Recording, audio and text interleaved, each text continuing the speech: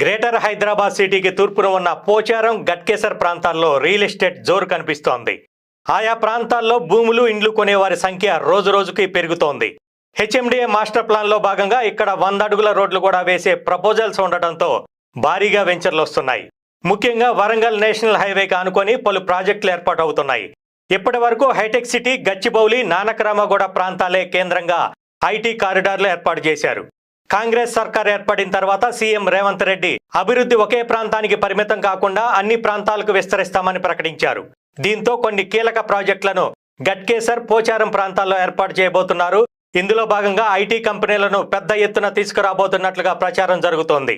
ఇప్పటికే ఇన్ఫోసిస్ ఉండగా దీనికి తోడు మరిన్ని ఐటీ కంపెనీలు, ఇతర ప్రాజెక్టులు వస్తాయని తెలిసి రియల్ ఎస్టేట్ వ్యాపారులు అధిక సంఖ్యలో కొత్త వెంచర్లకు సిద్ధమవుతున్నారు.